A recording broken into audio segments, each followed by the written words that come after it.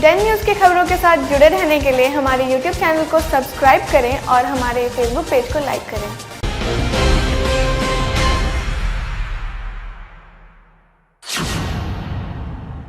नमस्कार, स्वागत है आपका डेन न्यूज में और दिन भर की तमाम अहम खबरों के साथ मैं हूं आरती सिंह। आगे बढ़ने से पहले आइए नजर डालते हैं आज की खास खबरों पर। बीते दिनों एसएसपी जयंत कांत ने औराई थाना अध्यक्ष रविंद्र कुमार को लाइन हाजिर किया था। इस कार्रवाई के विरोध में बुधवार को औराई की जनता का गुस्सा फूट पड़ा और क्षेत्र में कई जगहों पर सड़क जाम कर दिया। प्रदर्शनकारियों ने मुजफ्फरपुर सीतामढ़ी मुख्य मार्ग को भी जाम कर दिया और टायर जलाकर विरोध प्रदर्शन करने लगे। इस दौरान हाईवे पर लंबा जाम लग गया। आपको बता दें कि बीते दिनों औराई में एक व्यवसायी को गोली मारी गई थी, जिसके बाद थानाध्यक्ष को लाइन हाजिर कर दिया गया था। लोग सड़कों पर बिहार सरकार और वरीय अधिकारियों के खिलाफ जमकर नारेबाजी कर रहे हैं। वहीं जानकारी के अनुसार औराई के पूर्व थानेदार क्षेत्र से विधानसभा चुनाव लड़ने की तैयारी में थे। अहियापुर के पुलिस लाइन की एक 8 वर्षीय छात्रा का शव मिलने के बाद इलाके में तनाव बना हुआ है। मृतका सोनाक्षी के परिजनों के साथ स्थानीय लोगों ने मंगलवार की रात से लेकर बुधवार की सुबह तक सड़क पर शव रखकर जमकर बवाल मचाया और सड़क तक जाम कर दिया। मौके पर पहुंचे डीएसपी टाउन राम नरेश पासवान ने समझाने बुझाने के बाद परिजनों को शांत कराया और कड़ी मशक्कत के बाद शव को अपनी सुरक्षा में लेकर दाह संस्कार के लिए भेजा। जैसा कि आपको मालूम है कि दादर पुलिस लाइन निवासी चंदन पासवान की 8 वर्षीय पुत्री सोनाक्षी का मंगलवार की सुबह मेरिन ड्राइव रोड स्थित तालाब में लाश मिली थी। मृतका के पिता ने पास के ही कई लोगों पर हत्या का शक जाहिर करते हुए मामला दर्ज करवाया है। सहयोग मिला है पुलिस से इतने घंटे बीत जाने के बाद? पुलिस से हमको पूरी सहयोग मिल रही है जी। आज क्या कुछ आरोपी का पता चल पाया है? कल आप लोगों ने सड़क जाम कर दिया था, क्या है? सड़क जाम किए थे सर हम इसलिए कि मेरे घर के सामने जो जहाँ चूड़ी खरीदने बच्ची गई थी वहाँ पे खून का धब्बा पूरा बरामद हुआ था, मक्खी लग रहा था, इसलिए पोस्टमार्टम करा के आए। उसके बाद सारे गांव लोग मिल के क्रोध में रास्ता ब्लॉक कर दिए। तो मेरे बच्ची का जब तक वो शटर नहीं खुलेगा सच्चाई पता नहीं चलेगा, इसलिए हम लोग रोड जाम किए थे। तो कल भी शटर आज खुला है। कल आप लोग दाह संस्कार किए हैं? नहीं, आज करेंगे। तो क्या डिमांड क्या था? डिमांड हम लोग का यही है कि जल्द से जल्द जो हत्यारा है मेरे बच्ची के साथ दरिंदगी किया है, जल्द से जल्द उसको 24 घंटा के अंदर गिरफ्तार किया जाए। अभी तक किसी की गिरफ्तारी नहीं है? अभी डीएसपी सर बोले से 2 आदमी का हुआ है, हमको तो यही बताया। नाम नहीं बताए, लेकिन बोले हैं 2 आदमी को हम अरेस्ट किया है। वैसे बोले हैं लेकिन क्लियर अभी नहीं कहेंगे।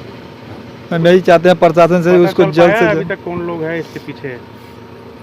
इसमें बुझा रहा है हमको 100% मकान मालिक और वो 2 दुकानदार जो है। मकान मालिक का नाम? मकान मालिक का नाम है आपको ज्योति नारायण सिंह। आपके मकान मालिक? नहीं, उसका जो रेंटर था जिसमें से बच्ची का लाश और खून का धब्बा बरामद हुआ। और कोई रवि का रजक बताया? रवि वही लड़का है जिसका दुकान है, रवि रजक। एक और कोई था? 3 का नाम दिया हुआ, 3 का नाम उसमें है। पर जो है तेजाब डालकर उसको तेजाब डालकर जघन्य हत्याएं हैं और नाबालिग बच्ची है। और खासकर ये दलित समाज के लिए बहुत बड़ी शर्मनाक वाली मामला है। और हम ये सख्त अपराध को दलित समाज से क्यों जोड़ रहे हैं जी? अपराध को दलित समाज से क्यों जोड़ रहे हैं? अपराध है हमेशा पूरे बिहार में दलित समाज पर अत्याचार हो रहा है। आपको जानकारी होनी चाहिए मीडिया महोदय। ये सरकार में जो है केवल दलितों पर अत्याचार हो रही है। आपको जानकारी होनी चाहिए सरकार में केवल दलितों पर अत्याचार हो रही है। दलितों की बच्ची के साथ मामला जो है गैंग रेप किया जा रहा है। क्या कुछ कार्रवाई की मांग कर रहे हैं? हम ये जो है 12 घंटे के अंदर जो आरोपियों की अरेस्टिंग होनी चाहिए और साथ साथ स्पीडी ट्रायल के तहत दोषियों को फांसी की सजा होनी चाहिए। नहीं होगा तो हम लोग रोड से लेकर वहाँ जो है सुप्रीम कोर्ट तक इसकी लड़ाई लड़ेंगे। आरजेडी के वरिष्ठ नेता रघुवंश प्रसाद सिंह कोरोना संक्रमित पाए गए हैं। कई दिनों से बीमार चल रहे रघुवंश प्रसाद सिंह को मंगलवार को पटना के एम्स में भर्ती कराया गया था, जहां जांच में कोरोना पॉजिटिव की पुष्टि हुई है। रघुवंश प्रसाद सिंह को छाती में दर्द, सर्दी, खांसी के साथ सांस लेने में तकलीफ हो रही है। पटना एम्स में भर्ती होते ही डॉक्टरों की टीम ने कोरोना संक्रमण की आशंका को देखते हुए उन्हें आइसोलेशन वार्ड में भर्ती किया। उनका जांच सैंपल रिपोर्ट पॉजिटिव आया है। रघुवंश प्रसाद सिंह आरजेडी के राष्ट्रीय उपाध्यक्ष हैं। उन्हें पार्टी में सुप्रीमो लालू प्रसाद यादव का करीबी माना जाता है। अगर उन्हें कोरोना संक्रमित पाया जाता है तो पार्टी के कई वरिष्ठ नेताओं की कोरोना जांच तय है। इसके बाद अगर होम क्वारंटाइन किए गए तो इसका असर सीधा विधानसभा चुनाव की तैयारियों पर भी पड़ेगा। कोरोना महामारी के बीच मुजफ्फरपुर जिले में बाढ़ ने दस्तक दे दी है। अचानक आई बाढ़ से कई एकड़ सब्जी और मूंग की फसल बर्बाद हो गई है। वहीं बागमती नदी के जलस्तर बढ़ने के बाद इलाके में पानी प्रवेश कर चुका है, जिसके बाद वहां के स्थानीय राहुल कुमार ने बताया कि मुख्य द्वार खुला होने की वजह से पूरे इलाके में पानी प्रवेश कर गया है, जिसमें कई एकड़ सब्जी की फसल पूरी तरह से बर्बाद हो गई है। लगातार पानी की बढ़ोतरी हो रही है, लेकिन प्रशासन के द्वारा यहां पर किसी भी प्रकार से नाव की व्यवस्था नहीं की गई है। लोग काफी परेशान हैं। समय पर बांध की मरम्मत भी नहीं करवाई गई।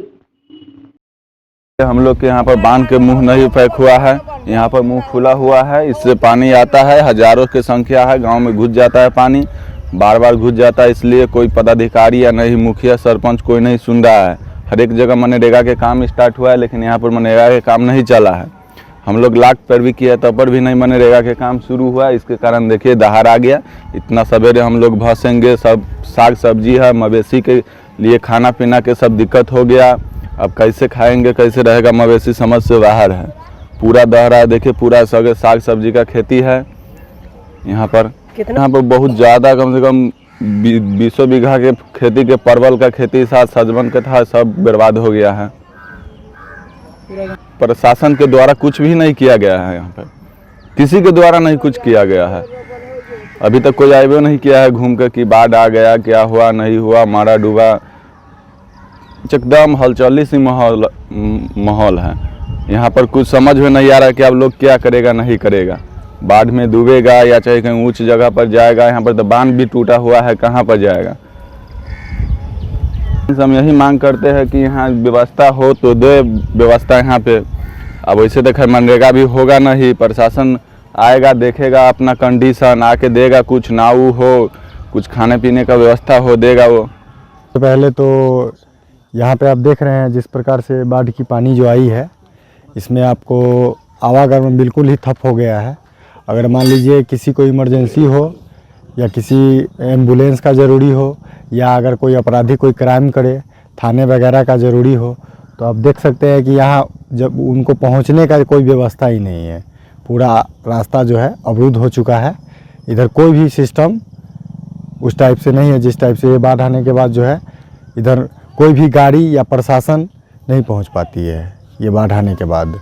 कि तकरीबन जो 14 पंचायत है तकरीबन, शायद जो तकरीबन या तो अगर इमरजेंसी है जिनके पास अपनी गाड़ी है तो हो सकता है तो वो मझौली हो, क्या बोलते हैं उसको,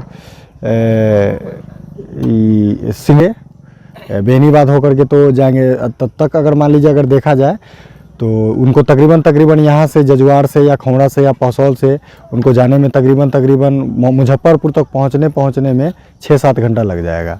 तो हो सकता है इस बीच मरीज़ की मृत्यु भी हो सकती है। और यही रास्ता है, इस रास्ता से ये जाने के लिए अगर मुजफ्फरपुर कोई जाता है तो 40 से 45 मिनट बहुत हो गया।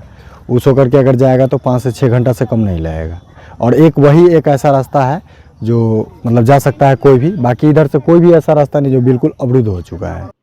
सुशांत सिंह राजपूत के सुसाइड मामले का विवाद थमने का नाम नहीं ले रहा है। एक तरफ उनके फैंस में बॉलीवुड के कई अभिनेता और निर्माताओं के खिलाफ नाराजगी है, वहीं बुधवार को मुजफ्फरपुर के मुख्य न्यायिक दंडाधिकारी की कोर्ट में सलमान खान सहित फिल्म जगत के निर्माता निर्देशक समेत 8 बड़ी हस्तियों के खिलाफ परिवाद दर्ज कराया गया है।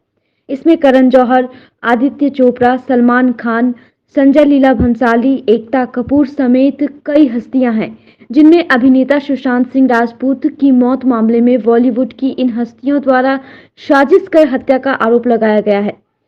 यह परिवाद अधिवक्ता सुधीर कुमार ओझा ने दर्ज कराया है। वहीं सुधीर कुमार ओझा ने बताया कि अखबारों और टीवी चैनलों में उनकी आत्महत्या की खबरें आ रही हैं। यह सुसाइड नहीं, हत्या है। इस परिवाद में विभिन्न धाराओं के तहत मामला दर्ज किया गया है। वहीं मामले की अगली सुनवाई की तिथि 3 जुलाई को मुकर्रर की गई है। आपको बता दें कि सुशांत सिंह राजपूत के सुसाइड को लेकर सीबीआई जांच की मांग भी उठ रही है। उसको लेकर लगातार कई नेता और उनके फैंस इस मांग को उठा रहे हैं।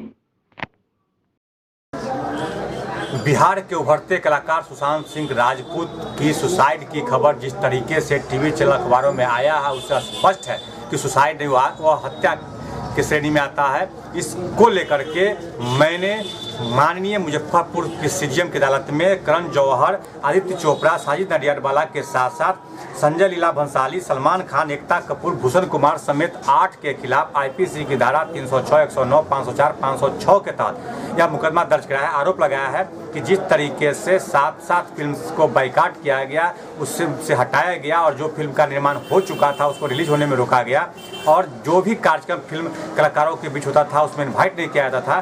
साजिशन एक प्रेशर दबाव बना करके यह कुकृत्य इन लोगों द्वारा किया गया है, क्योंकि भविष्य का सुपरस्टार था और बिहार का रहने वाला था, इसलिए इस तरह की घटना इन लोगों ने किया है।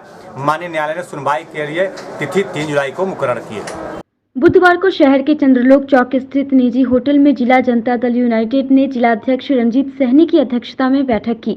वहीं इस बैठक में जिले के प्रखंड अध्यक्ष, विधानसभा प्रभारियों समेत विभिन्न प्रकोष्ठ के जिलाध्यक्ष शामिल हुए, जिसमें जिलाध्यक्ष रंजीत सहनी ने बताया कि प्रदेश पार्टी द्वारा निर्देशित कार्यक्रम के अनुसार जिले के सभी 387 पंचायतों में आगामी 22 जून 2020 से 30 जून 2020 तक एक निर्धारित समय सीमा के अंदर बैठक कर लेनी है, जिसमें उस पंचायत के बूथों के अध्यक्ष, सचिव, पंचायत अध्यक्ष, पंचायत एवं बूथ कमेटी के सदस्य, उस पंचायत के सभी सक्रिय सदस्य के अलावे उस पंचायत में रहने वाले सभी प्रकोष्ठों के पंचायत से प्रदेश स्तर तक के पदाधिकारी को शामिल करना सुनिश्चित किया जाता है, ताकि आने वाले विधानसभा चुनाव में पार्टी के कार्यक्रम सफल हो सकें। आज की बैठक का मुख्य उद्देश्य है हम लोग के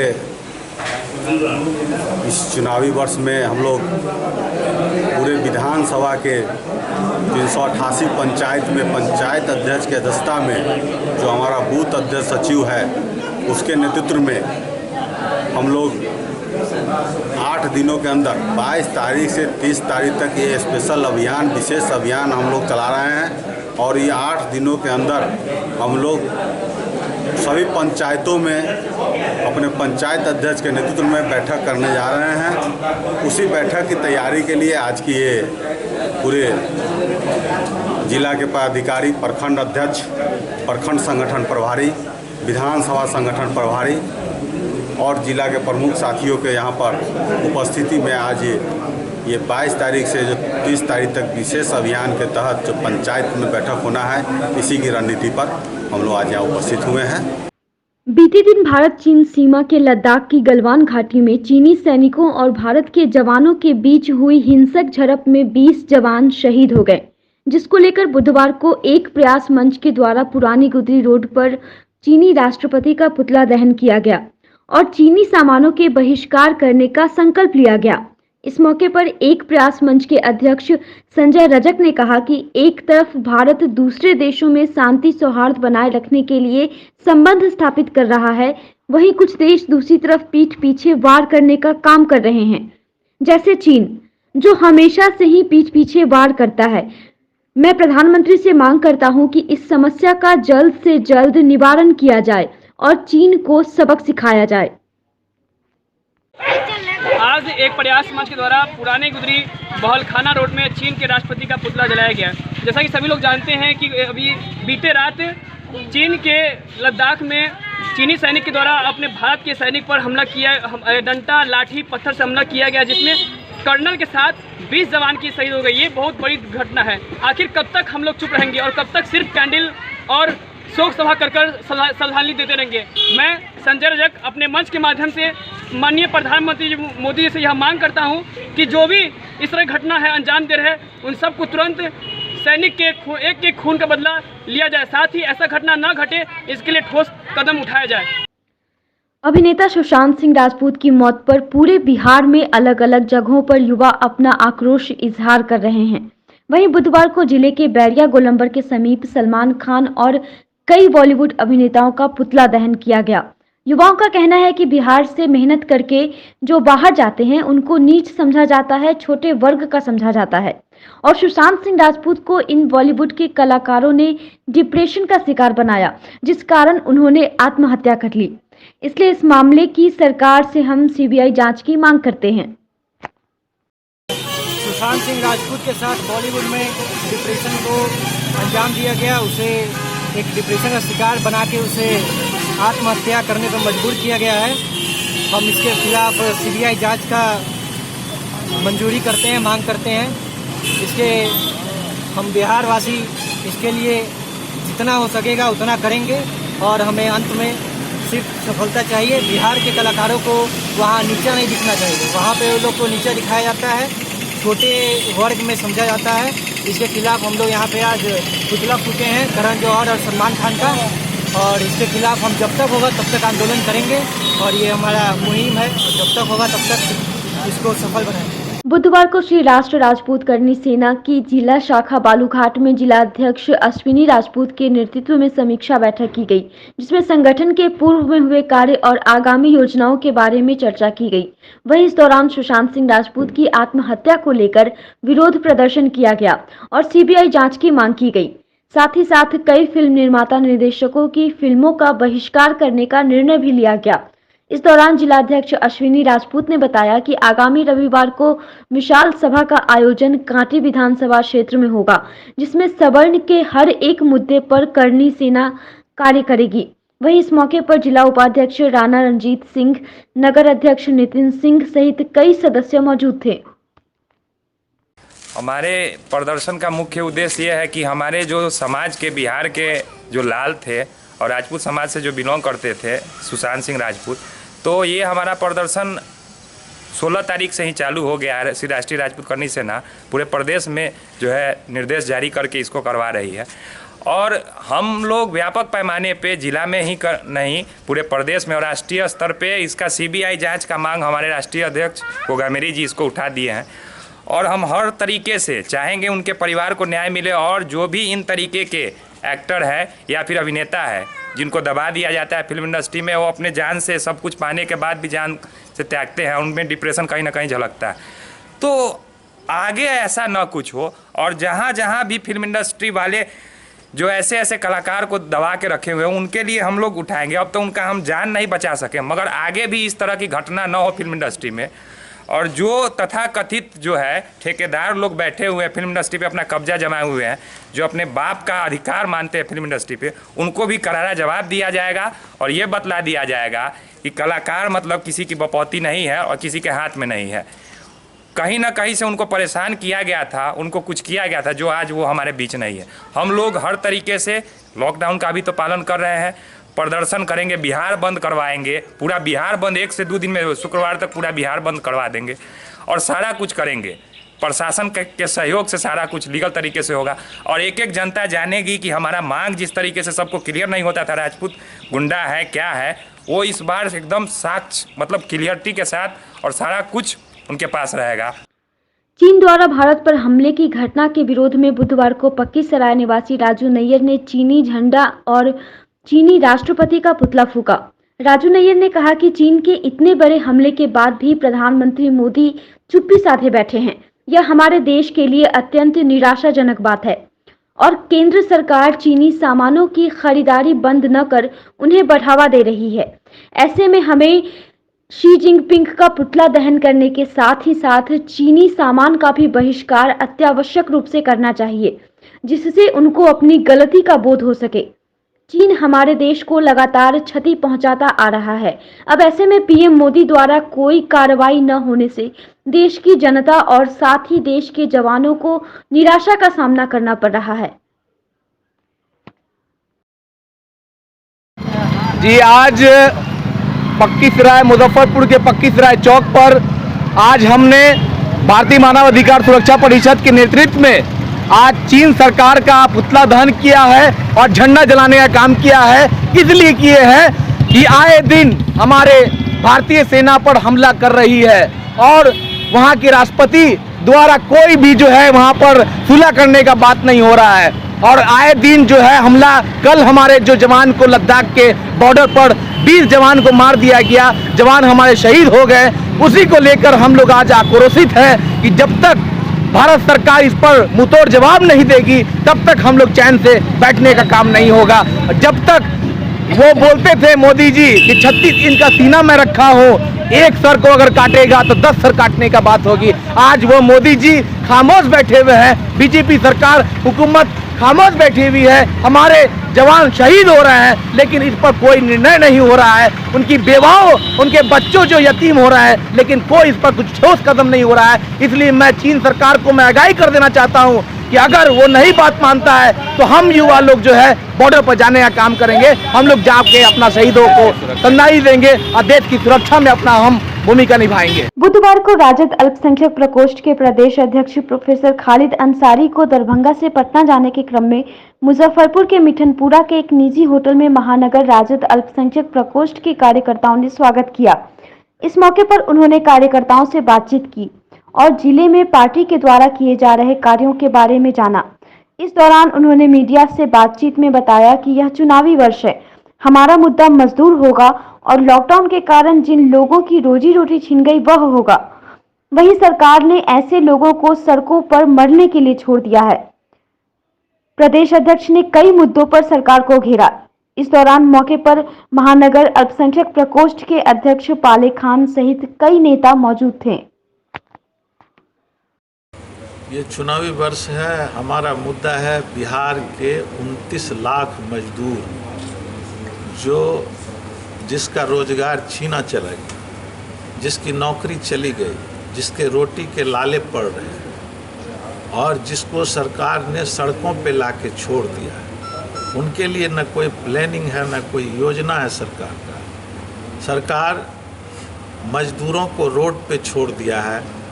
22 करोड़ हिंदुस्तान के जो असंगठित मजदूर हैं वो बेरोजगारी के आलम से रोड पे चला है। 42 करोड़ जो मिडिल वर्ग के लोग हैं, मध्यम वर्गीय रोजगार करने वाले हमारे जो रोजगारी बंधु हैं, व्यवसायिक हैं, उनकी टोटल उनका कारोबार बंद है, फैक्ट्रियां बंद हो गई हैं। देश उसके चलते आर्थिक स्थिति देश की इतनी खराब है कि जीडीपी -5 पे चला गया है। पेट्रोल का दाम जो 17 रुपये में खरीदा जाता है, जिसका दाम 17 रुपये हमारा खरीद का है, वो 70